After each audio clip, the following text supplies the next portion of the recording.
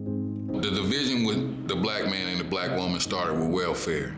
When they moved the families into the projects and the social workers started coming around and they started to tell the women that if you had any perks in life, you would lose your welfare benefits. If you didn't already have a TV 1 month and the social worker came to your house the next month and you had a TV, they was gonna dock your pay, what they gave you, because you weren't supposed to be able to have any financial gains. Then they came and they said, well, if you're getting government assistance and you have a man in the house, then you're not gonna get the government assistance anymore. So the black women told the black men, you can't stay here because I need this money for my babies. They needed the WIC, they needed everything that the government was giving them, they needed that. That's a whole mental process that both sides were going through. By the time crack cocaine came in the 80s, they were so mentally weak that they easily got on that drug looking for a way out of that terrible situation because they had been living in the projects since the early 70s and with no way out. Growing up in Compton, Inglewood, South LA, really, I think both exposed me to a lot of the world, but also impacted my family and my parents in many ways. It was hard to always identify that my parents were dealing with the external stress of being Black in Los Angeles and being young parents, not really having formal education, just trying to make it, and then having this young kid with them. I would often be worried that my mom was losing her job. I remember being a kid and getting in her car, and I would look to the passenger side of her, and if there was a box, I knew that she had either been fired or she quit her job. When I really think about that, I was scanning for that as a 7-year-old. The Black community is more at risk for ACEs, adverse childhood experiences, because we are more at risk for experiencing stress. My mom, so her generation is kind of okay, well, we just need to survive this. We're I looked at our family history and we're 3 generations off slavery. So she instilled in me the work hard and you'll get ahead, to be loyal to your job. But in my generation, corporate America decided they no longer actually cared about employees. For my mom, she retired with the bomb benefits. I worked 15, 20 years on a job and they laid me off. And my daughter saw that, right? So now you look at that generation and some of folks my age like to talk about, well, they're lazy. Well, they're not lazy. What they are is intolerant. The Black experience is a stressful experience in this world today. And we have to address that if it's stressful for adults, it's stressful for children. One of the things that I saw really pass through my family was just conflict. I grew up in a house that was very verbally and emotionally abusive. And I know that came not just from my mom, that was how she was raised. In a house that was full of yelling, that was full, of just pulling, tearing you down. These families are having experiences that make them feel like they are unsafe. And when you feel unsafe, you are not operating at your highest potential. And all that's really connected to ACEs. And many of us in the Black community have at-risk, unsafe, traumatic experiences on a regular basis, even when we weren't expecting it. I'm very blessed that even though my father wasn't there, my grandfather was there. My grandfather was a tremendous father figure, that so much so that other people call him dad. When my grandfather was teaching me certain things about being a man, he was teaching me from his position of when he was younger and the things that he had to do to survive. And one of those things that he would always kind of harp on a little bit was never try to put yourself above a white person. If you try to have a management position, what will often happen is white people would kind of like throw fits, like, yo, we're not working for this black guy. My mom, she could have graduated a lot higher than when she graduated, and she was in a position where she wasn't, protected, she wasn't helped as much. She's a nurse. She did great for me. She did great for her family, and she helped me so much. My grandfather helped me so much even throughout my career.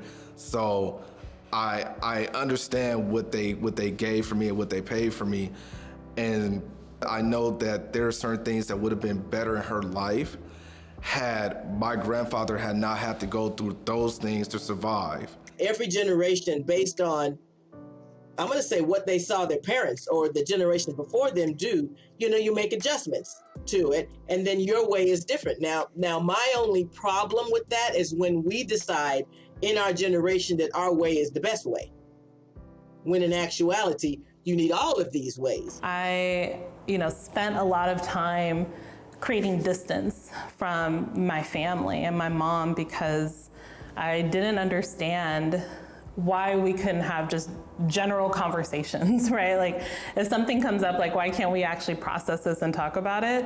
It wasn't until like in the middle of the pandemic, my mom and I had a falling out. And it was, I think, the worst one we have had. But this one, I really started to tell myself that I was prepared for a life without my mom, that I needed to truly just let her go and let the idea of having a nurturing, loving, kind of caring mom go and grieve that. And I spent a better part of the year doing that. You want to be healthy socially and emotionally and make good decisions and choices for yourself, then you need to seek help. And that's in every category or every domain of our life. She continued to kind of reach out to me. She would reach out, and I had a lot of anger, and it wasn't just the anger of that moment, the thing that caused the fallout. I realized that I was angry about the entire experience of living with her. I finally said, I think we need help. And my mom was actually the one who found a therapist for us. And it was really tough at first, completely tough. Because I, at that point, still was in the position of, I'm not messing with her. Like, she and I are done, and this was the final straw. But being in those sessions with my mom, I started to hear more of her story. And I realized that the things that she was playing out with me were actually like real issues she was having with her own mom. When she was young, was sexually assaulted by a family member, and a family member was her stepdad. And when my grandmother found out about it, she completely rejected my mom and told her that she had made it up and that she was sick.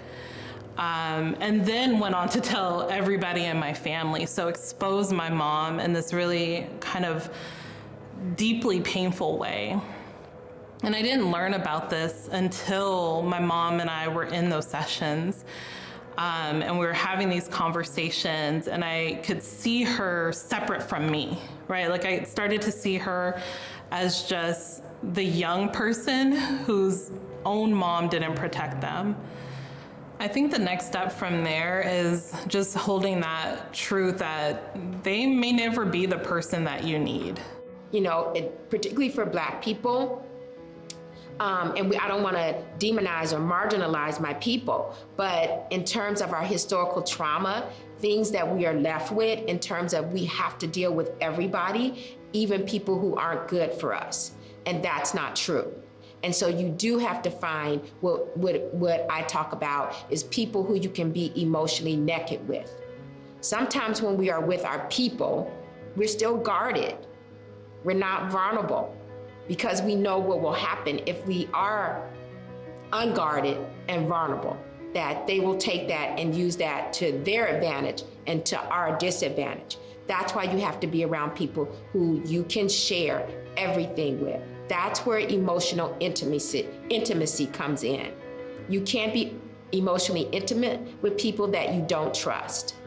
I also think the step is to, kind of lovingly just set your boundaries and know your limits.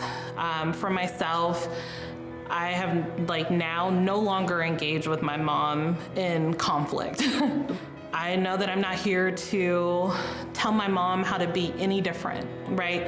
And that's honestly the thing that I've always wanted from her, ironically. So I have to be willing to give that to her too, to show her that I see that there are things that you are still struggling with because you're human, and you are always going to have things, and I can love you from this place too.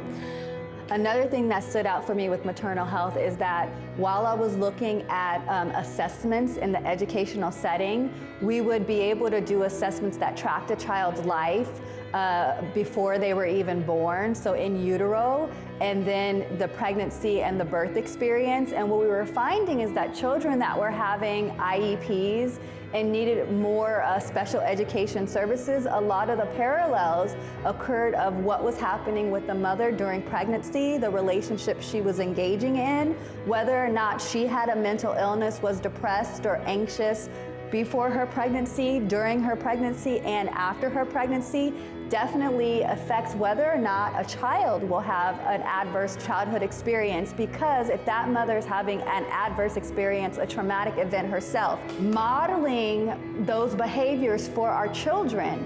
And some of the relationships, the attachment relationships, are impacted in the Black community because of the intergenerational trauma that's occurring. We spend a lot of time with people who we really don't trust, and that's not a relationship.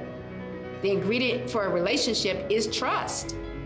And so when people begin to figure that out, then they can seek out and make their own chicken soup family. It might be your family of origin, and if it is your biological family of origin, great, that is great for you.